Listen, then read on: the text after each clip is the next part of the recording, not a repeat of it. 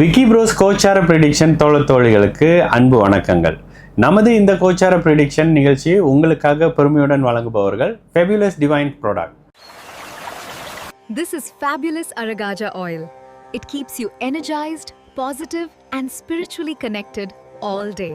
It creates a divine aura around you and brings a natural, attractive presence wherever you go.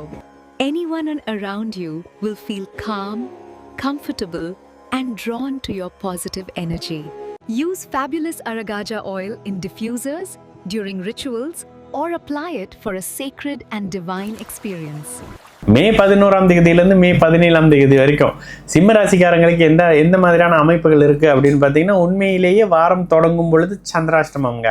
என்னங்க அது சந்திராஷ்டமம், அஷ்டம சனி, அஷ்டம சனின்றீங்கன்னா இருக்கிறத தான் சொல்ல முடியும். அப்போ வாரம் தொடங்கின உடனே பார்த்தீங்கன்னா சந்திராஷ்டம அமைப்புகள் மீன வீட்டில் செவ்வாய்க்கிழமையே வந்துடுறாரு. செவ்வாய், புதன், வியாழன், வெள்ளிக்கிழமை அதிகாலை அமைப்புகளில் தான் முடியுது. ஏன்னா உங்களுக்கு வந்து செவ்வாய்க்கிழமை நைட்டு 9:55 தான் சந்திராஷ்டமம் ஸ்டார்ட் ஆகுது.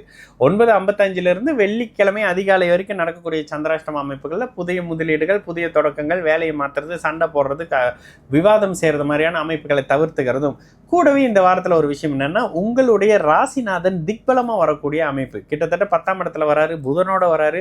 10ஆம் அதிபதியும் 11ஆம் அதிபதியும் பரிவர்த்தனை ஆகிறதெல்லாம் ஒரு வகையில் நல்ல அமைப்புகள் தான். 9ஆம் அதிபதி வலுத்து 9ஆம் இடத்துல இருக்கிறதும் ஒரு வகையில் நல்லது. அப்போ என்ன, கொஞ்சம் கொஞ்சமாக எதனை நோக்கி நகர்றீங்களோ அதற்கான அடையாளங்கள் வரக்கூடிய அமைப்பு. பிரச்சனைகளாக இருந்தால் பிரச்சனையை நோக்கி நகர்றீங்க, நல்லவைகள் இருக்குது, சொல்யூஷன் இருக்குன்னா நல்லதை நோக்கி நகரக்கூடிய காலகட்டம் தான் இருக்கிறத தான் சொல்ல முடியுன்ற தன்மைகளில் எந்த இடத்தை நோக்கி நீங்கள் போனீங்கன்னா இந்த வருட பிற்பகுதியில் நல்லதையோ அல்லதையோ அனுபவிக்குவீங்களோ அந்த அமைப்புகளுக்கு நகர்த்தி கொண்டு செல்லக்கூடிய அமைப்புகளை உங்களுடைய தசாபுக்திக்கு ஏற்ற மாதிரியான தன்மையில் இந்த கோச்சாரம் பண்ணும்.